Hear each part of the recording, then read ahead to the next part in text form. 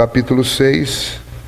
Capítulo 6 é um capítulo importante dentro do estudo de Miqueias, porque é o centro, especialmente o versículo 8, é o centro de toda a mensagem que nós aprendemos neste pequeno livro de profecia.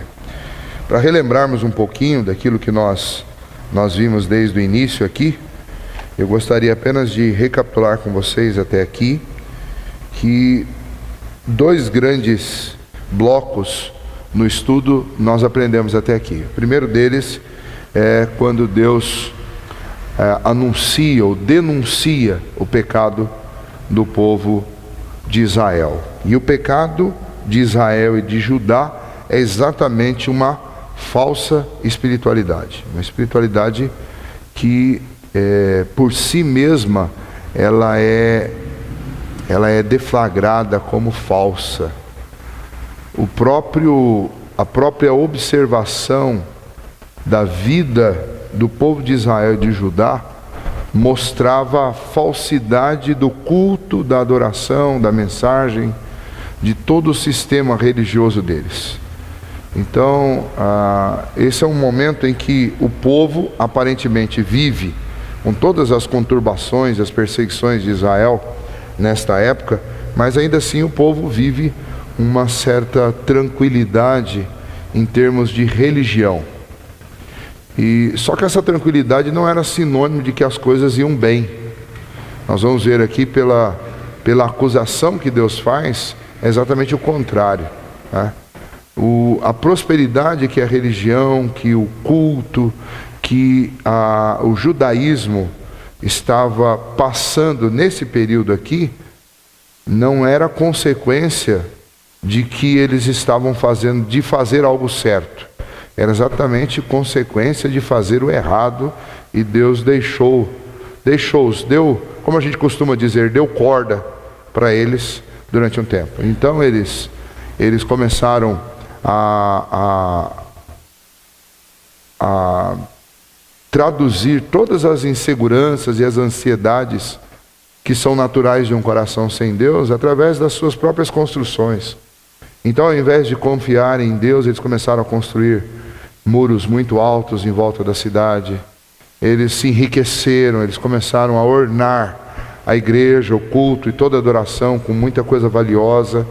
E é óbvio que essa é uma cultura sedenta por isso, porque quando esse momento aqui em que Miqueias profetiza, é um momento pós-exílio, e é um momento que o povo está retomando as suas posses, está reconstruindo. O ambiente não é o melhor de todos, mas eles conseguiram alguma prosperidade nesse ambiente, conseguiram produzir algumas coisas nesse ambiente.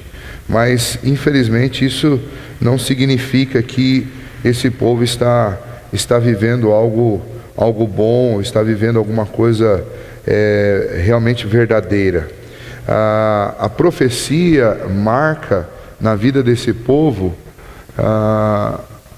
um juízo de Deus sobre eles por conta de um falso culto, de uma falsa espiritualidade, de uma falsa santidade.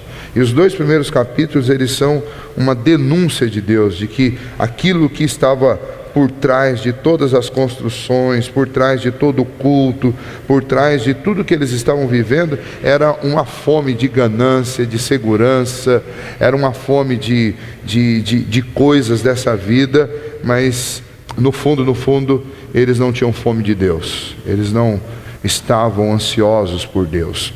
O resultado disso é que Deus ameaça-os e Deus promete castigos contra eles. Castigo contra o povo, contra os populares, castigo contra os chefes da nação, castigo contra os líderes religiosos, castigo contra os falsos profetas que anunciavam para eles desde o período exílico, desde o período em que eles estavam fora de casa, e para alguns aqui que ainda estão, anunciavam para eles o que? Olha, fiquem aí, vocês vão desfrutar de algum tipo de conforto aqui, não faça muito, não mexa muito Existem coisas boas para vocês escolherem onde vocês estão. E os profetas anunciavam pão, e anunciavam vinho, e anunciavam aquilo que pode descedentar o corpo, para que o povo não ficasse mexendo nas coisas ocultas, não ficasse perturbado por estar fora de sua terra, se acomodasse à situação em que eles estavam. Então, tanto Israel, quanto naqueles que ainda eram remanescentes fora de Israel, os falsos profetas ensinavam o quê? Ensinavam que eles não deviam ficar sonhando com coisas tão melhores do que eles estavam vivendo. Mentira, engano, não era isso que Deus queria do povo. Então, ainda uma forma de Deus manifestar juízo contra eles, foi Deus anunciar para eles que Deus ia chamar gentios, que a situação deles era tão dramaticamente equivocada, que Deus ia tirar aquilo que era deles e ia dar aos gentios. E você tem uma promessa sobre isso no capítulo 4. E no capítulo 5, então, o Senhor começa a falar sobre redenção, sobre redimir o povo daquilo, mostrar para eles que não era aquele culto falso que eles estavam vivendo que poderia ser a esperança de transformação para a vida deles, mas de fato a esperança, a transformação, a vida nova, o reino novo, a sociedade nova seria inaugurado pelo Messias que viria. Então Deus anuncia que há uma solução para aquilo tudo que estava acontecendo, mas não era a solução que eles estavam pretendendo com as suas construções, com as suas cerimônias, com a sua religião acomodada e fria. E aí o capítulo 6 inicia exatamente com uma chamada de Deus para aquele povo. Deus denunciou o pecado deles, Deus anunciou que há castigo contra quem vivia daquele jeito, Deus anunciou que eles estavam buscando esperança, buscando salvação no lugar errado. Havia uma esperança sim, mas a esperança não era aquela que eles estavam conseguindo com alianças, com pagãos, com aquilo tudo. A esperança era o Messias. Mas agora Deus chega para eles, diante de tudo isso que Deus expôs, Deus os chama a um arrazoado. Isso acontece várias vezes no Antigo Testamento. Lá em Isaías, se nós formos ver o capítulo 1, Deus está fazendo isso com o povo. Se você for ler Jeremias, no capítulo 2, Deus está fazendo isso com o povo. E aqui em Miqueias, Deus está fazendo a mesma coisa, está chamando o povo. Sabe quando você vai lá, conscientiza a pessoa de que ela está fazendo coisa errada, e depois que você a conscientiza de que ela está fazendo coisa errada, aí você chega, agora vamos conversar. Agora é a hora da gente chegar numa conclusão. Existe uma contenda, existe um desequilíbrio, existe um equívoco. Agora é hora de consertar. Não sou eu que está errado, quem está errado é você. Qual é a atitude que você vai tomar diante do seu erro? É isso que Deus está fazendo com o povo de Israel, e por tabela nós estamos estudando isso, está fazendo conosco também. Então o texto começa com uma invocação do próprio Deus de testemunhas contra Israel. E quem ele vai usar para serem as testemunhas? As mesmas que Deus invoca através de Isaías, lá no capítulo 1, lá em Jeremias capítulo 2. Deus invoca a própria criação para ser as testemunhas a respeito do que o povo está fazendo. Então, se você olhar em Miqueias capítulo 6, versículo 1, ele diz assim: ouvi agora o que diz o Senhor, levanta-te, defende a tua causa perante os montes, e ouçam os outeiros a tua voz. Ouvi, montes, a controvérsia do Senhor. Miqueias está dizendo assim: olha, venham agora se defendam, defendam-se diante dos montes, eles são as testemunhas do que vocês têm feito contra mim.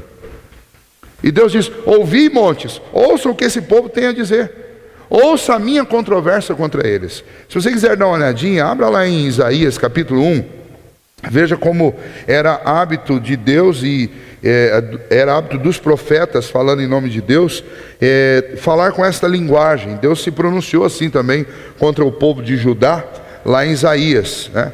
Se você olhar lá o versículo 2 do capítulo 1 de Isaías, Deus diz assim: ouvi, ó céus, e dai ouvidos, ó terra, porque o Senhor é quem fala. Ou seja, Deus está invocando a criação para ouvir o que está sendo dito. É como se Deus dissesse assim: olha, venha cá, vamos mostrar para esse povo que o que eles estão fazendo. Vocês são testemunhas oculares do que esse povo tem feito. Olha lá em Jeremias capítulo 2, versículo 12.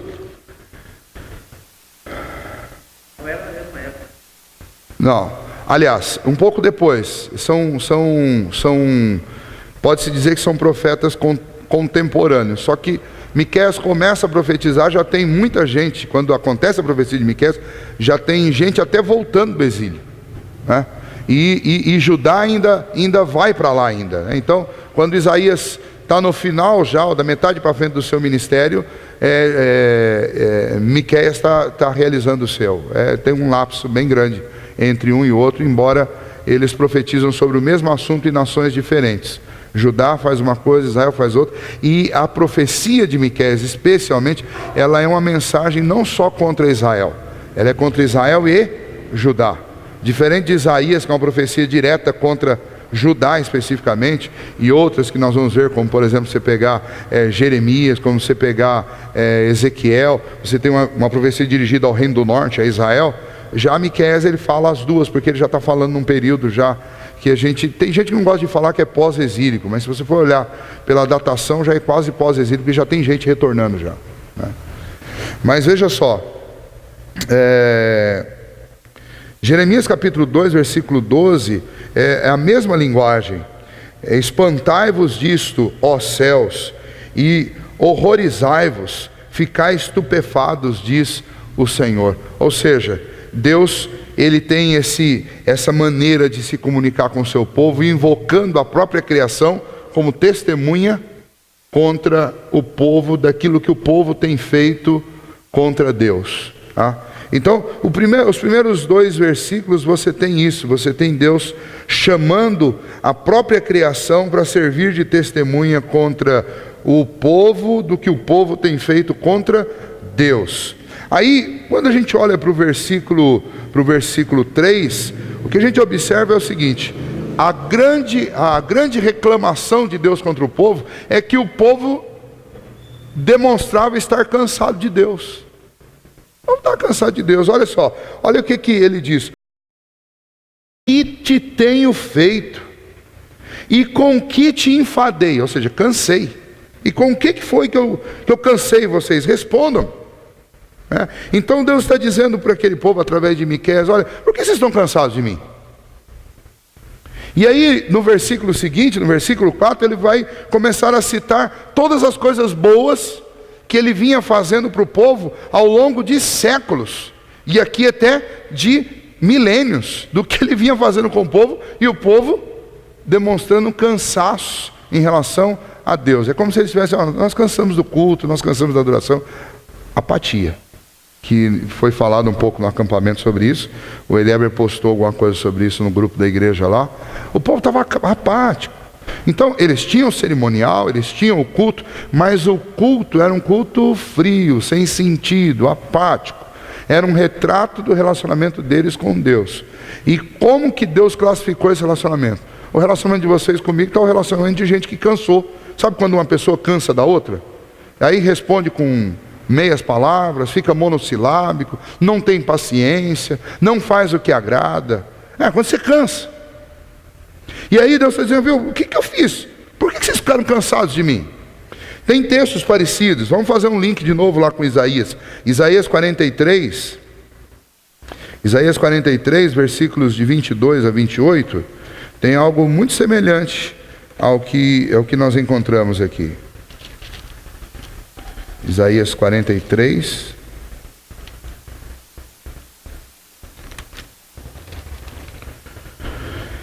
de 22 a 28, ouça: contudo, não me tens invocado, ó Jacó, e de mim te cansaste, ó Israel. Não me trouxeste o gado miúdo dos teus holocaustos, nem me honraste com os teus sacrifícios. Não te dei trabalho com ofertas de manjares, nem te cansei com incenso. Não me compraste por dinheiro cana aromática, nem com a gordura dos teus sacrifícios me satisfizestes, mas me destes trabalho com os teus pecados e me cansaste com as suas iniquidades. Eu mesmo sou o que apago as tuas transgressões, por amor de mim e dos teus pecados não me lembro. Desperta-me a memória, entremos juntos em juízo. Apresenta as tuas razões para que possas justificar-te.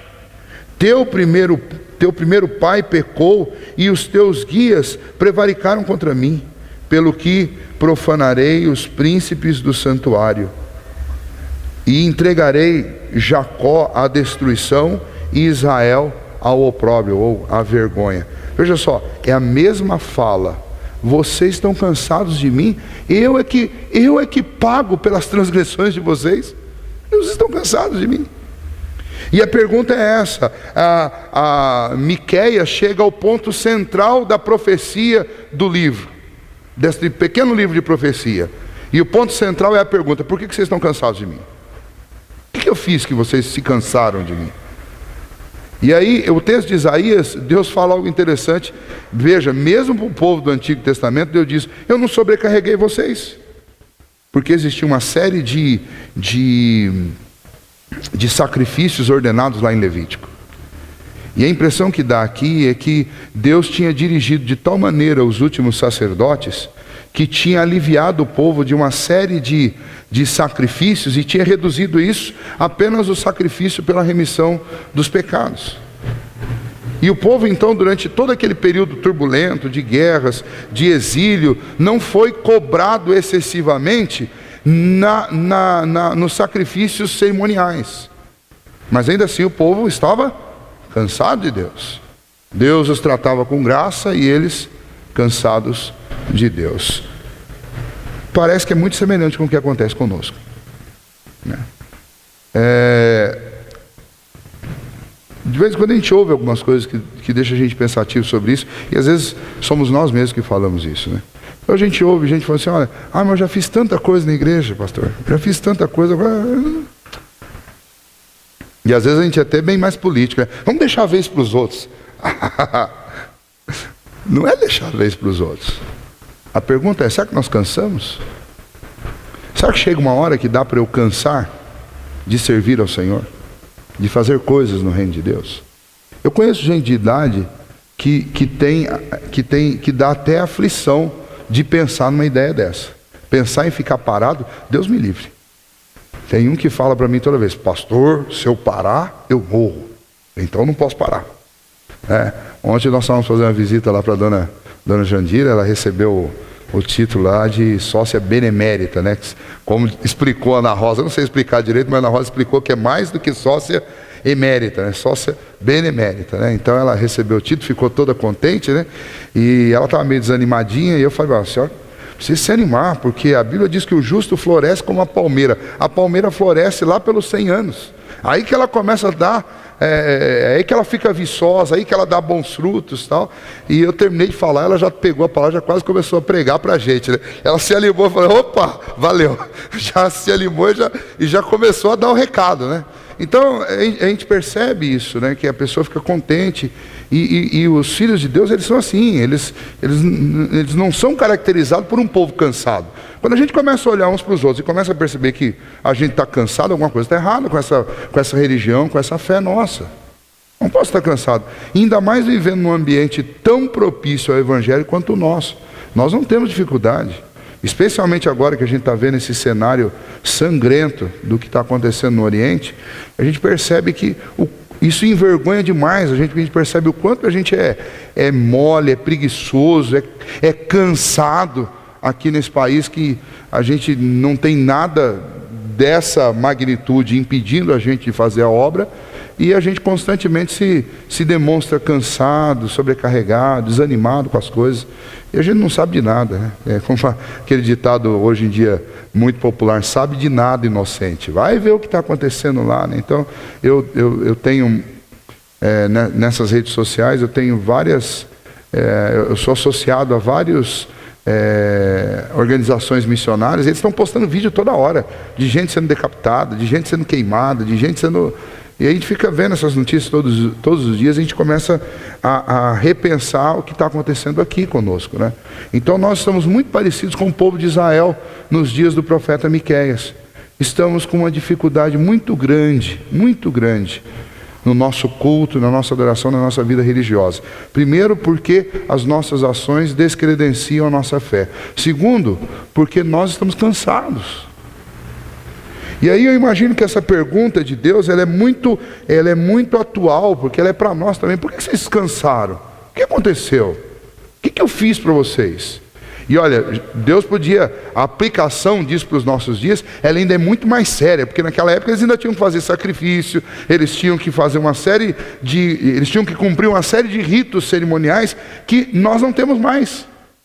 Nós não temos mais.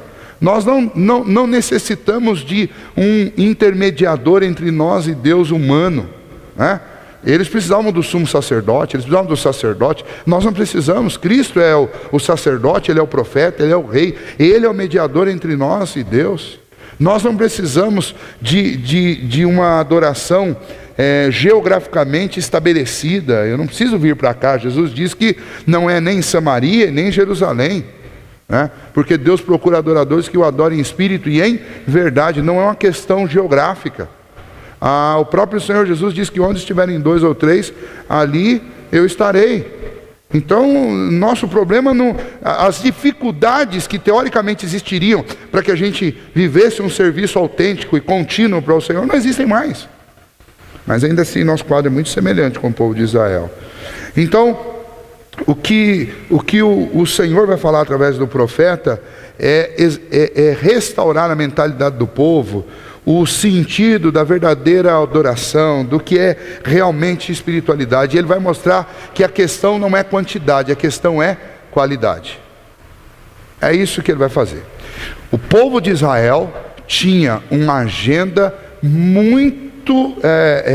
uma agenda contínua, dinâmica e muito densa de adorações, de momentos culticos, de momentos cerimoniais. Mas nada disso solucionava a apatia, a frieza e o cansaço deles. Então não é quantidade. O que Deus está falando através de Miqueias, não adianta.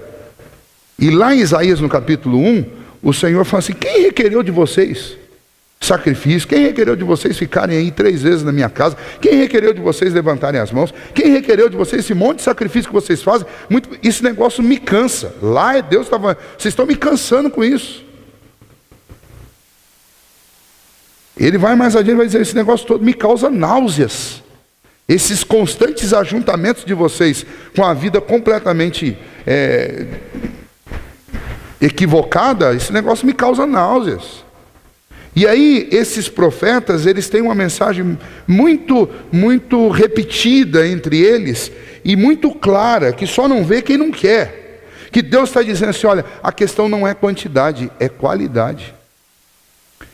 Espiritualidade não vai ser determinada pela quantidade de vezes que você frequenta a sua igreja.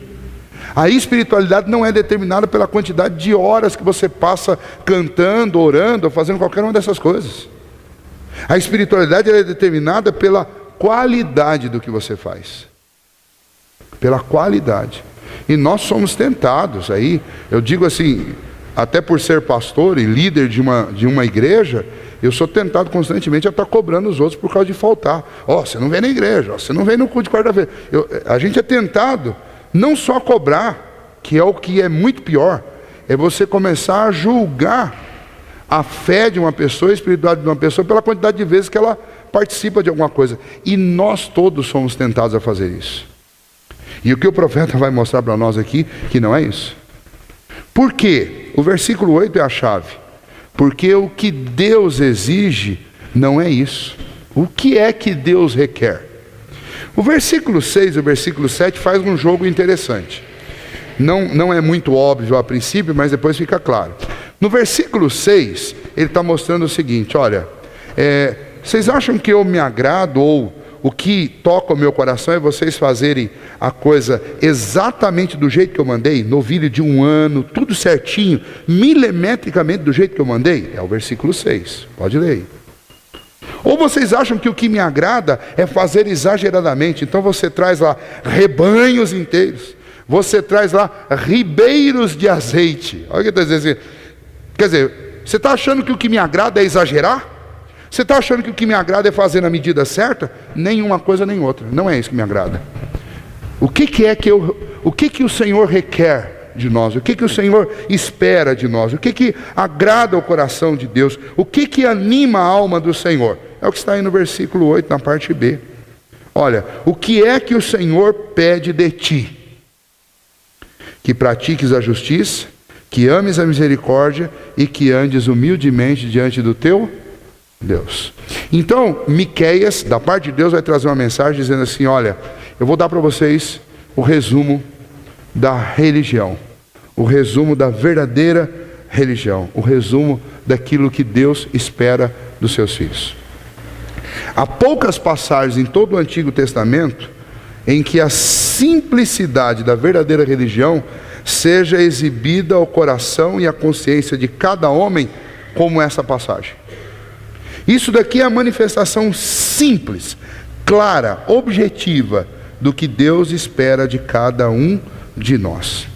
É o que o Senhor quer que nós sejamos, é o que o Senhor quer que nós façamos diante dele. Esta é a verdadeira espiritualidade. Tem gente que acha que a verdadeira espiritualidade é o cidadão que só falta, o cara só falta andar em cima das nuvens com aquela auréola em cima da cabeça, né? Então o linguajar dele é um linguajar de santo. Você ouve ele falando, parece que ele só falta falar em latim para ter uma língua mais santa, né? Você olha para ele, ele não ri, ele está ali. Aquela seriedade. E ainda diz que isso é ser espiritual, né? Então faz aquela cara de... O dia que o cara está fazendo jejum, ele fica até branco, para todo mundo perceber que ele está em jejum, está se consagrando. Bate cartão na igreja, chega meia hora antes, vai meia hora depois. Participa de tudo, não falta em nada. Enxerga o pecado de todo mundo, mete o dedo na cara de todo mundo. Acerta numa meia dúzia de coisas e estampa no peito para todo mundo ver que ele é santo. Não é isso que agrada a Deus. E isso não é verdadeira espiritualidade. Veja só, vamos trabalhar um pouquinho rapidamente esses conceitos aqui. Ele diz: olha, o que o Senhor requer de ti? Que pratiques a justiça. Bom, isso daí não há nem o que discutir. A questão é, o fato de eu ser um filho de Deus não significa que eu estou isento das responsabilidades que eu tenho de viver uma vida justa. Seja diante da justiça daquilo que determina a lei civil, seja diante daquilo que determina a lei moral, seja diante de tudo aquilo que eu entendo, eu tenho convicção a respeito das leis espirituais sobre a minha vida. Que eu pratique a justiça é que eu viva assim, que eu viva com justiça. Ah, pastor, mas nós vivemos num país que tem uma Constituição que dá brecha para tudo. Exatamente esse é o ponto. Se essa Constituição dá brecha para tudo, a sua justiça precisa exceder a justiça dessa Constituição. Eu não posso usar as brechas dela para poder ir me safando das minhas obrigações. A gente convive numa época em que se ouve cada absurdo, e às vezes a gente mesmo é quem diz esses absurdos. Depois você para pensar e fala: mas caramba, o que eu estou falando? Porque nós somos frutos dessa sociedade. Nós somos frutos de uma sociedade que o garotinho cresce colando do outro na escola, copiando o trabalho da internet, entregando para o professor, furando fila em lugar, andando na estrada, daí para o trânsito, pegando acostamento para ir pelo acostamento. E a gente tem essa cultura de levar vantagem em tudo. E muitas vezes a gente fala assim: não, mas a lei permite, né? Ah, eu só nego imposto aqui, vou sonegar imposto durante alguns anos, depois eu parcelo. A lei me permite fazer isso, eu posso parcelar e pagar depois.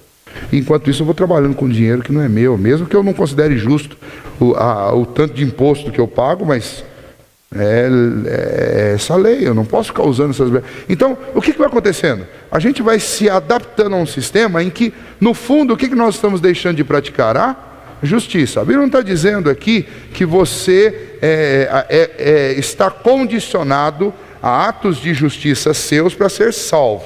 Não é esse o ponto. Se você voltar no capítulo 5, vai ver que o Messias, ele é quem vai trazer redenção. Agora, se eu estou pensando em espiritualidade verdadeira, o que o Deus requer de mim? Que eu viva de forma justa.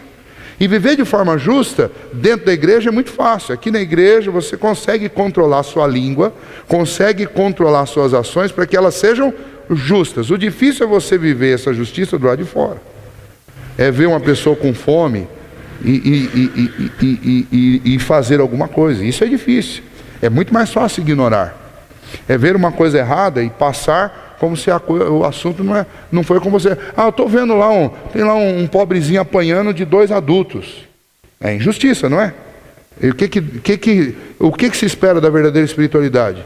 Que se pratique a justiça. Ah, mas não é problema meu. E é muito mais fácil para a gente falar, não é problema meu. Depois eu apareço bem vestido no domingo na igreja, canto, oro, faço aquela cara de espiritualidade, faço aquele ar de santidade, e Deus está olhando, e aí? E o amor pela justiça? Ah, eu não dei conta. E sim, para minha redenção eu sei que Cristo deu conta. Mas diante de Deus eu vou ter que prestar conta por todos os atos de injustiça. E não só diante de Deus, mas diante dos homens também.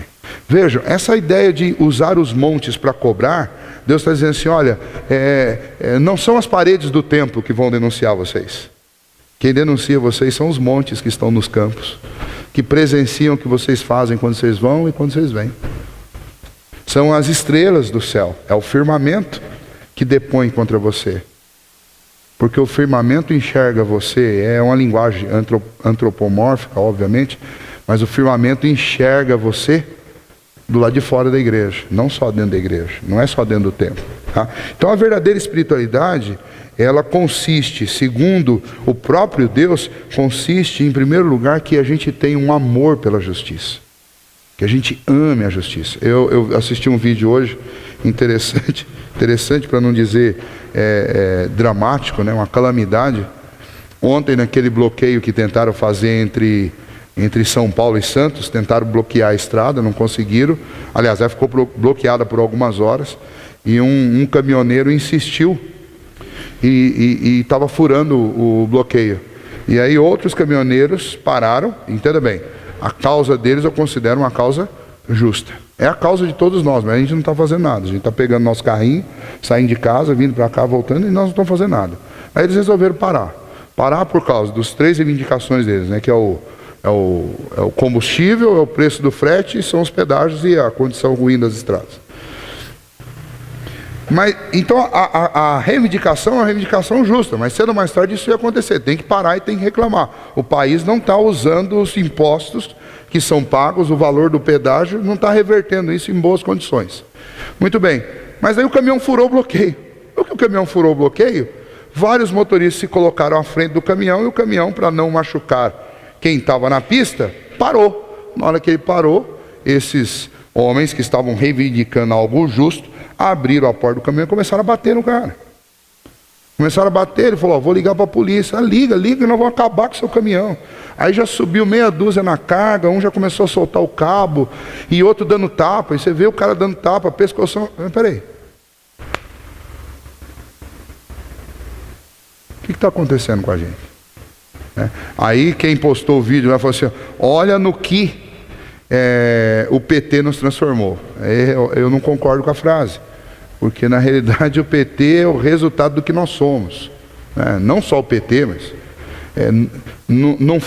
não foram eles que transformaram a gente no que a gente está sendo. Somos nós que demos uma amostra grátis para o país inteiro do que nós somos quando a gente elegeu esse pessoal todo aí. Então o ponto é, a justiça, como diz o texto que eu já citei aqui para vocês, a justiça está clamando na praça. E não tem ninguém interessado na justiça. Não tinha uma viva alma no meio daqueles caras falando assim, peraí. Ele não é o culpado dos nossos problemas. Nós vamos descontar a nossa raiva nele. Nós estamos cometendo uma injustiça. Talvez ele está pensando no filho que está em casa, quer chegar logo em casa para ver. Mas não tem gente se levantando para lutar pela justiça. Parece que está todo mundo tão enraivecido com todas as coisas erradas, que as coisas erradas se tornaram as certas e as certas se tornaram as erradas. É aquilo que o poeta já dizia que ia acontecer mais tarde, mais cedo ou mais tarde, né? Então, nós devíamos ser esse povo que ama a justiça, que tem zelo pela justiça, não pela justiça retributiva, vingativa. Não, por praticar a justiça, por simplesmente não deixar que injustiças aconteçam debaixo do nosso nariz. Pelo menos isso. Que nós não pratiquemos e nem que nós deixemos que outros pratiquem justiça debaixo do nosso nariz. Domingo eu falei um pouquinho na escola dominical que quando o Senhor Jesus diz que nós devemos ser sal e luz, o que Ele está dizendo é que nós devemos ser uma liderança positiva, aonde nós estivermos. E o que é a liderança positiva? É uma liderança que influencia as pessoas a fazerem o que é certo. Isso é verdadeira espiritualidade. Não adianta nada você ter muita espiritualidade para vir à igreja, para ter aquela cara de crente, mas a gente não influenciar em nenhuma vírgula as pessoas que trabalham conosco, que convivem conosco. Não adianta. A continuação, quando ele continua falando sobre o que é essa espiritualidade verdadeira, equilibrada, ele diz que ames a misericórdia. Veja só, ele vai caminhar aqui daquilo que é menor ao que é maior. Então, o menor ponto que ele coloca aí, é obviamente que é o mais simples, que pratique a justiça. O segundo, já não é mais uma questão de prática da misericórdia, mas é que ames a misericórdia. Não é uma questão apenas de praticar, é uma questão de amar ser misericordioso. Vai além, é muito além. No primeiro ponto eu estou lidando com aquilo que é meu dever fazer, e que nem sempre eu consigo, mas eu devo entender que eu devo praticar isso em alguma medida. Aqui não, aqui é amor. E quando amor, significa o quê? Que eu vou me esforçar sobrenaturalmente para ser misericordioso. E quando eu não conseguir, eu vou sofrer porque eu não fui. Não é simplesmente não pratiquei, paciência. Não, eu vou sofrer. Porque quando a gente ama uma coisa, quando a gente ama fazer alguma coisa, quando você não consegue, você sofre. Mas o que é a verdadeira espiritualidade? É praticar a justiça e é amar a misericórdia. Então, não tem espaço para vingança. Não tem espaço para pagar mal por mal.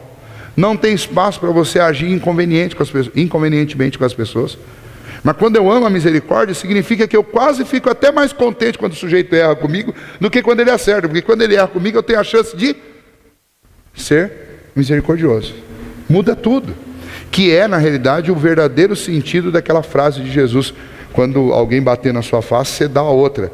Ele não está dizendo para você ir provocar o sujeito. Bate aqui agora. Não, ele está dizendo assim, olha, você tem tanta gratidão a Deus por Ele ter sido misericordioso com você, que você não vê a hora de alguém pisar na bola com você, para você poder imitar Jesus, imitar Deus.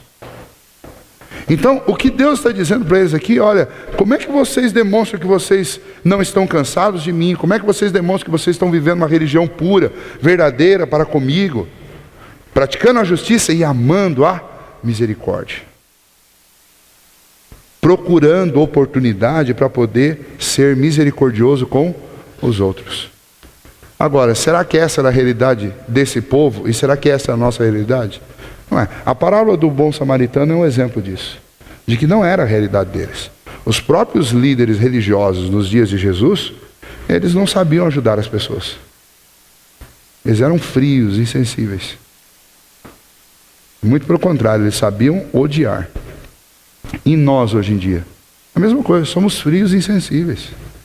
Nós somos capazes de assistir uma notícia igual, eu não sei que dia dessa semana, acho que foi na segunda-feira, eu estava assistindo o repórter no Bom Dia Brasil, e foi muito interessante, que ele começou a falar dos 21 decapitados lá, e eu estava indignado com aquele negócio assistindo.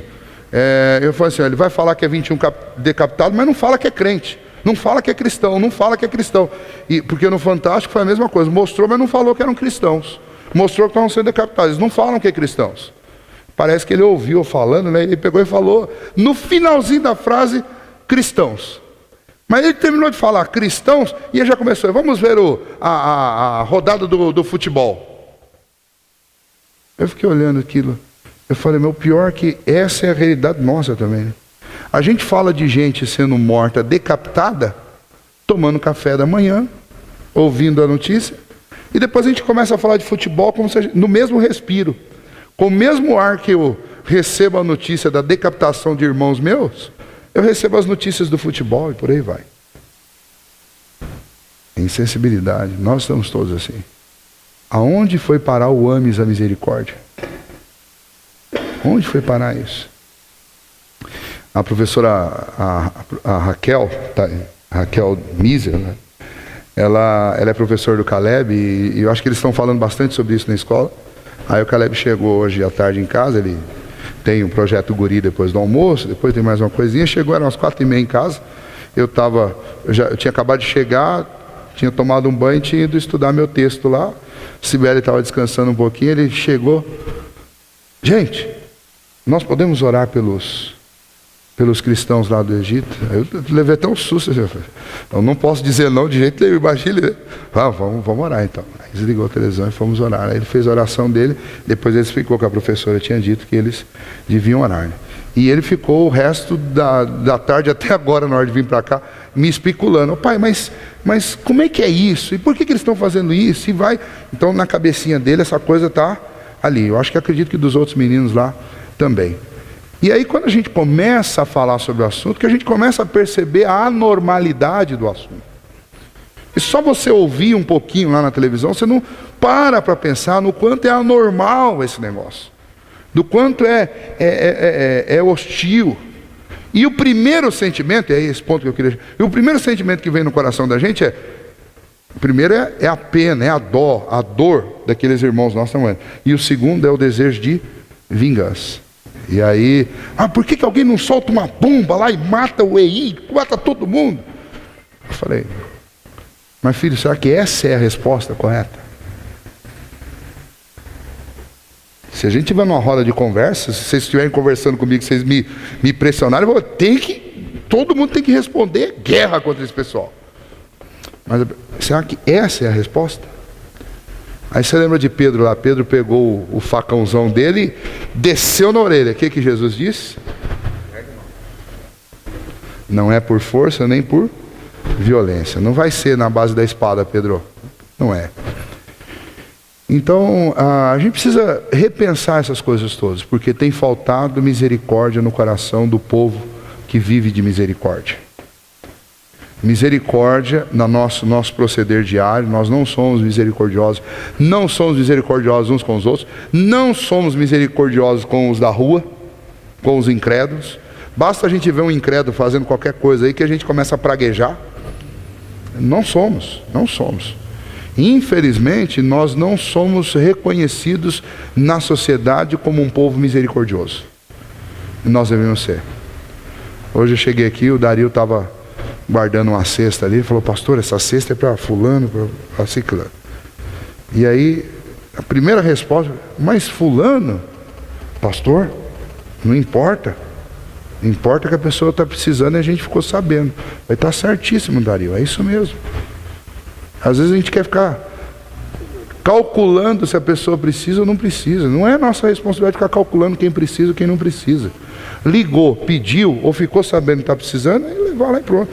É amar a misericórdia. Então, é aproveitar qualquer oportunidade para ser misericordioso. Se é real ou não é real, não sei, mas eu amo a misericórdia. Então, se tiver uma oportunidade de ser misericordioso, eu vou. Depois o sujeito lá se vê com Deus, se não for necessidade. Esse é o ponto. Verdadeira espiritualidade é isso, é amar a misericórdia. Não adianta você saber cantar todos os cânticos que existem novos por aí, saber o catecismo inteiro, saber tudo de teologia, se você não ama a misericórdia. Não ama ser misericordioso. Então, verdadeira espiritualidade, o que Deus requer do seu povo é o quê? Que pratique a justiça e que ame a misericórdia. O meu relacionamento com Deus só existe por causa do amor e da misericórdia dele comigo. E então eu devo usar qualquer oportunidade que eu tiver, mesmo que paire uma dúvida no ar. Eu não posso me preocupar com a dúvida. Eu tenho que aproveitar a oportunidade, porque não é uma questão de obrigação, é uma questão de amor. E se eu não sinto esse amor, eu preciso pedir a Deus. Mas, Senhor, restaura esse amor no meu coração, essa paixão no meu coração por agir misericordiosamente. É ver alguém parado na estrada, parar, oferecer ajuda. É ver alguém... Eu assisti um outro vídeo há algum tempo atrás, muito interessante também. Óbvio que é um filme que foi feito, né, para mostrar isso, né? Mas o título do filme Existem Anjos em todos os lugares. Eu acho que é mais ou menos isso, é alguma coisa nesse sentido. E é uma senhora de idade, vinha trafegando numa estrada e o pneu do carro furou. Não tinha sinal do celular para ela chamar ninguém, ela não sabia trocar e ela estava ali imaginando o que eu vou fazer. Aí veio uma caminhonete velha, para atrás dela, desce um homem meio estranho e ela ficou morrendo de medo, já deu um jeito de dar uma escondida na carteira, ficou ali meio ansiosa com aquilo. Aí não queria abrir o vidro, aí o moço fez sinal, ela abriu uma gretinha, aí ele já responde para ela: para de bobagem, a senhora acha que alguém vai vir aqui? A senhora acha que alguém vai atender o seu celular? Deixa eu trocar logo o seu pneu. E para de... E outro fala assim: para de ficar com medo de mim, deixa eu trocar logo o pneu. Aí ela, mas ela não desceu, né? Ela acho que puxou o botão lá do porta-malas, o cara trocou o pneu, ainda bateu a mão e tal, tudo. Num outro lado ali perto, tinha uma lanchonete e uma moça grávida, né? Chega para a patroa, ela é uma atendente da lanchonete, chega para a patroa e fala assim: olha, eu preciso fazer essa semana hora extra, porque eu tenho que pagar um exame do meu bebê que vai nascer, e eu preciso fazer hora extra porque eu não tenho de onde tirar dinheiro, meu marido está desempregado. E ela: não, isso é problema seu, você não tem hora extra, eu não posso fazer nada, não vou te dar mais nem um centavo, e vai atender porque já tem gente. E ela, umas 2 vezes durante o vídeo, ela insiste: viu, eu preciso, você podia me ajudar? E a mulher: não ajuda. Não ajudou. Quando está começando a escurecer, para um carro nessa lanchonete. Que carro que é? O carro da senhorinha, que trocaram o pneu do carro dela lá, né? E, perdão, antes, quando terminou de trocar o pneu, ela ofereceu uma nota lá, acho que 10 ou 20 dólares pro moço, e ele estava olhando assim, e ela viu, a carteira dela estava cheia de nota de 100 dólares lá, e ela ficou até meio constrangida, né? Ofereceu 10, ele falou: não, eu não quero nada, eu não fiz pelo dinheiro, eu fiz para ajudar a senhora, não quero nada, não precisa me dar nada não. E foi pro carro dele, ela foi embora. Aí ela para nessa lanchonete, quem que vem atendê-la? A mocinha grávida, né? Ele falou: ô moça, por que você está trabalhando grávida assim? Ela falou: porque meu marido está desempregado e a gente está precisando muito de dinheiro, então eu não posso parar de trabalhar, vou trabalhar até o fim. E a moça conversou mais algumas coisas com ela, e na hora dela ir embora, ela deixou um envelope. Deixou o envelope lá e escreveu para a moça assim: isso é para te ajudar, porque você não devia nem estar aqui trabalhando. E quando ela abriu o envelope, estava lá todas as notas de 100 dólares da mulher, estava lá aquele maço de nota lá dentro lá. E aí ela foi para casa toda feliz. Quando ela chega em casa, encontra o marido. Quem que era o marido dela? O rapaz que trocou o pneu. Então, qual que é a lógica do filme? A lógica do filme é assim: você ajuda e age com misericórdia com os outros, e mais cedo ou mais tarde essa linha vai te encontrar de novo. E aí a ideia: existem anjos, mas os anjos não são os anjinhos de Assinha que vêm aqui, não. São as pessoas que agem com misericórdia, né? E a Bíblia diz que você deve tratar as pessoas do jeito que você quer ser tratado. Você quer ser tratado com misericórdia? Então trate as pessoas com misericórdia. Então a regra é essa, como diz o Galvão, o Arnaldo César Coelho lá. A regra é clara. A regra é que pratiques a justiça e que ames a misericórdia. Do mesmo jeito que você vai levar misericórdia para alguém, alguém vai trazer para você também, tá? E a última parte do texto aí, depois na semana que vem eu tenho que continuar a partir do versículo 9, eu vou voltar nisso, mas esse ponto aqui é um ponto mais profundo. Veja, nós estamos caminhando do raso para o profundo, né? O simples, que para nós já é uma grande dificuldade, que é o pratiques a justiça, é o primeiro. O segundo, que é mais profundo ou mais elevado, é ames a justiça. E o mais difícil de todos, para nós homens: que andes humildemente com o teu Deus. O grande problema da humanidade desde o princípio é o quê? Arrogância, orgulho, prepotência. Qual que é o problema da falsa espiritualidade? É você querer construir com a sua força um caminho para o céu. É isso que as pessoas fazem. É isso que cristãos fazem em torno do mundo inteiro. É isso que os judeus faziam lá. É esse que é, sem dúvida nenhuma, o problema crônico da igreja cristã no mundo. É querer abrir as portas do céu na base da força física, na base do mérito humano, na base das realizações, é abrir um caminho que não existe. Jesus disse que só tem um caminho, que é Ele, e nós queremos abrir outros. E nós somos absolutamente incompetentes para fazer isso. Então, o que Deus está dizendo para aquele povo de Israel lá? Viu? Vocês estão achando que com essa espiritualidade de vocês aí, mequetrefe, vocês vão chegar, vocês vão conseguir alguma coisa comigo?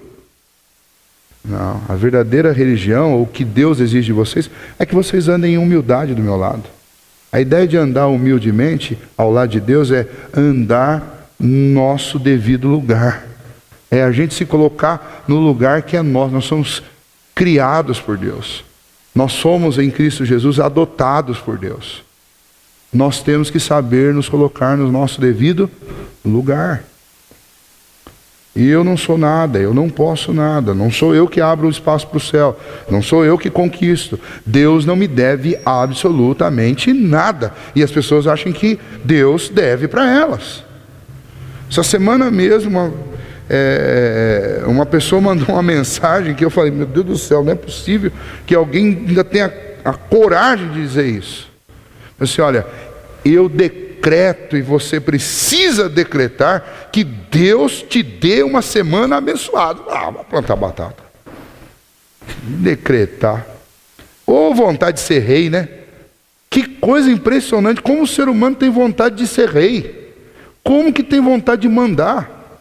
Aí você não acha mais ninguém para mandar na vida, você quer mandar em Deus. Vamos dar já que ninguém me obedece, então vamos decretar para Deus.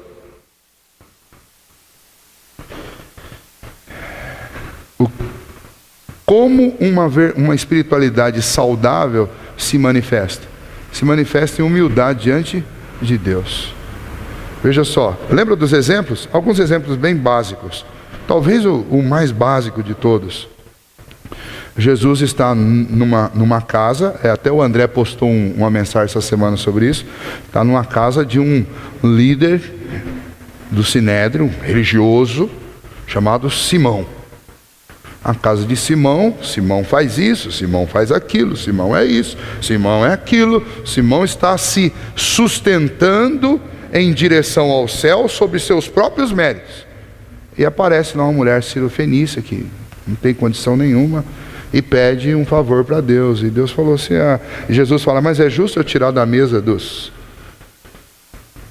filhos de Deus para servir você? E o que ela responde? Até os cachorrinhos comem da mesa, as migalhas da mesa que caem da mesa do seu Senhor.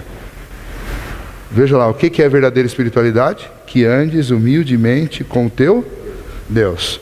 Quem ali estava se comportando dessa maneira? Simão, o grande, ou aquela mulher?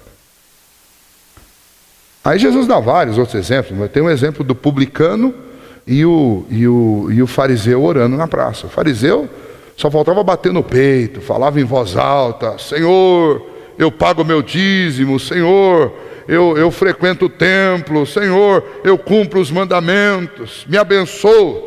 E lá no outro canto da praça, bem quietinho, para não levantar muito, porque era publicano, todo mundo odiava publicano, quietinho, cabeça baixa, Senhor, tem misericórdia de mim, eu sou um pecador. Aí Jesus pergunta para os discípulos, para o próprio Simão, né? Qual oração foi ouvida? Qual oração foi ouvida?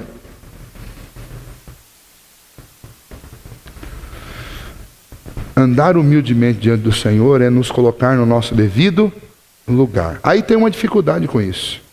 Veja, quando Jesus estava para ascender aos céus, ele fez uma promessa para os discípulos que João relata, muito bem relatado lá no Evangelho de João. E Jesus diz assim para os discípulos, eu preciso ir para que eu vos envie um Consolador, para que eu vos envie o Espírito. E o que o Espírito Santo vai fazer? Ele vai convencer o homem do pecado e do juízo, né? Da justiça e do juízo. Por que os homens andam de nariz levantado diante de Deus? Nariz rebitado diante de Deus? Porque a não ser que o Espírito Santo convença uma pessoa de que ela precisa se humilhar diante de Deus, ela acha que ela está está bem na fita, né? Que ela é justa, que ela é misericordiosa, que ela é santa, que ela é boa e que ela vai para o céu, que é o mais triste de tudo. Ela acredita que ela vai para um lugar que ela não tem condição de ir. E qual que é a obra do Espírito Santo no coração de uma pessoa? É exatamente nos colocar no nosso devido lugar. O que o Espírito Santo faz no coração da pessoa? Colocá-lo no seu devido lugar. Então, gente que anda por aí dizendo que está flutuando no Espírito Santo e não sabe o seu devido lugar, para mim é gente completamente equivocada. E aliás, é bom a gente tomar muito cuidado com gente que vive flutuando no Espírito, porque se você estiver cheio do Espírito, você não vai estar flutuando, você vai se sentir achatado. Porque é isso que a plenitude do Espírito Santo faz com o ser humano. Quanto mais cheio do Espírito Santo, mais eu tenho convicção de onde é o meu lugar. E isso me achata. Em um dos homens que talvez seja um dos maiores exemplos disso para nós, escrever um livro sobre a vida dele, há um livro intitulado com o seguinte título: A Vida de David Brainerd. Esse livro todos nós deveríamos ler.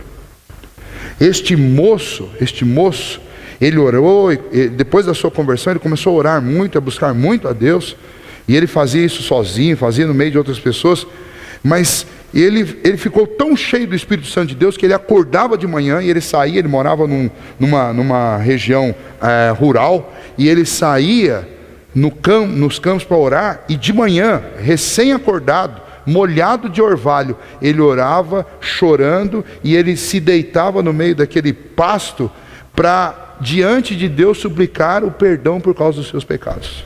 Ele acabava de acordar e a sensação da gravidade dos seus maus pensamentos, das suas palavras, das suas ações, era tão grande que ele dizia isso, que ele se sentia esmagado debaixo do peso da justiça de Deus. E a única coisa que o fazia ficar de pé era a justiça de Cristo. Isso é plenitude do Espírito Santo. Agora esse pessoal aí e aí tem um monte de CD até, né? Nas asas do Espírito, voando no Espírito, flutuando no Espírito. Vai, flutuando, mas não é no Espírito de Deus. Porque quando você está cheio do Espírito Santo de Deus, você anda humildemente na presença de Deus. Teve nada contra músico, tá? Só estou citando alguns exemplos que parece que eles são os que acabam pagando o pato por um monte de gente. Mas na última vez que a gente recebeu aqui o pessoal do baixo e voz, eu esqueço o nome deles, não vou lembrar agora. Eles estavam comentando que eles foram num congresso de música agora já deve fazer já uns 8 anos atrás, que estavam lá presentes, acreditem vocês, os 4 seres viventes. Em Apocalipse, os 4 seres viventes são seres celestiais na presença de Deus, que adoram e glorificam a Deus dia e noite lá sem cessar. Mas os 4 seres viventes se encarnaram, gente. Não sei se você sabia, se encarnaram. Saíram de lá e se encarnaram aqui. E eles são quatro músicos brasileiros. 4 músicos, bem conhecidos. Não vou citar o nome deles aqui, porque aí eu posso estragar metade da sua discoteca na sua casa lá, então não vou fazer isso para não atrapalhar você. Mas esses 4 seres viventes, eles declararam o seguinte lá na antessala lá da apresentação, que aquele ambiente era do Senhor, porque eles chegaram e Deus tinha revelado que eles tinham que marcar aquele lugar, os 4 cantos daquela cidade, separando aquele espaço para Deus. E sabe como que eles marcaram? Igual cachorro marca terreno. Eles urinaram nos 4 cantos. Não só fizeram isso, mas depois ainda para começar a adoração, eles tinham que tocar o chofar lá para chamar Deus, porque Deus não vem só com você orando, não vem não, você tem que tocar um instrumento que, esse instrumento que é feito com chifre de bode, Deus gosta tanto dele que ele não resiste, ele vem. Essas histórias e muitas outras existem por aí. E aí essas pessoas estão supostamente cheias do Espírito de Deus. Bom, está aqui, Miqueias está dizendo que isso não tem nada de Espírito Santo de Deus. Porque Deus nunca requereu esse tipo de atitude de ninguém. E não é assim que você demonstra que Deus é o Senhor da sua vida. Miqueias deixa muito claro. A palavra de Deus. Sabe o que eu quero de vocês? De verdade. Não é uma agenda lá na igreja, lá, estafante. Não, o que eu quero de vocês é que vocês pratiquem a justiça, amem a misericórdia e andem humildemente com o Senhor. É isso que eu espero de vocês. Isso é verdadeira espiritualidade. O resto é engodo.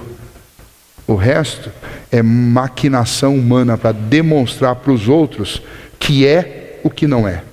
Porque gente cheia do Espírito Santo de Deus sabe se colocar no seu devido lugar. E o nosso devido lugar é achatados. Achatados. Se permanecemos de pé, permanecemos porque o Senhor quer. Se vivemos para o Senhor, vivemos, diz Paulo. Se morremos para o Senhor, é que nós morremos. Toda a glória seja dada ao Senhor. Então que a gente use esse texto para que, pelo menos no que tange a cada um de nós, a gente comece a repensar o que é parâmetro de espiritualidade, pelo menos para a nossa vida. Avaliar a vida dos outros, nem pensar, mas pelo menos para a nossa, a gente comece a reposicionar. Porque não é porque eu sou pastor, um é presbítero, outro é diácono, outro é líder de algum departamento, que isso faz de nós exemplos de espiritualidade. Fulano está cheio da espiritualidade, está cheio do Espírito Santo de Deus, que é pastor. Não, não é isso. Não é isso. A verdadeira espiritualidade, ela se demonstra com justiça, misericórdia e humildade. É uma mensagem bem simples, mas muito poderosa. Uma mensagem que, de fato, pode provocar mudanças na nossa vida. Senhor, nos ajude, ó Pai, a lembrar destas palavras, ó Deus, que elas fiquem no nosso coração, cravadas e absorvidas, ó Deus, que elas sejam por nós degustadas, ó Deus, e a gente possa refletir sobre isso, que o Teu Espírito nos incomode sobre isso, Senhor. Para que a gente deixe de ser arrogante, presunçoso, ativista, para que a gente pare, ó Deus, de tentar mostrar para o Senhor e para os outros uma coisa que a gente não é. Mas que a gente seja honesto diante do Senhor e diante dos homens, humildes, ó Deus, que haja no nosso coração amor, um amor verdadeiro por praticar a misericórdia. Uma busca sincera de achar oportunidades, ó Deus, para fazer aquilo que o Senhor fez por nós. Que o Senhor nos capacite a isso. E que a gente, ó Deus, procure andar de forma justa e não só andar de forma justa, mas que a gente procure, ó Deus, zelar para que onde nós estivermos, a justiça aconteça. E que o Senhor nos ajude nisso, ó Deus. Se o Senhor for servido de nos abençoar com, ó Deus, dias mais justos, na nossa casa, no nosso trabalho, nos lugares por onde nós passarmos, ó Deus. Que o Senhor seja louvado, glorificado e honrado por isso. Se não, ó Deus, que o Senhor nos ajude, ó Pai, a permanecermos firmes. E mesmo que injustiçados ou, ó Deus, sofrendo em algum momento por causa disso, que o Senhor nos faça lembrar sempre que o Senhor está no governo de tudo. E que todas as coisas cooperam para o bem daqueles que amam ao Senhor. Que assim, ó Deus, o Senhor nos assista a cada momento e nos fortaleça. Que estas palavras, ó Deus, de juízo do Senhor contra o povo de Israel, que elas sirvam, ó Deus, de alerta para nós aqui hoje. Em nome de Jesus que oramos. Amém, Senhor.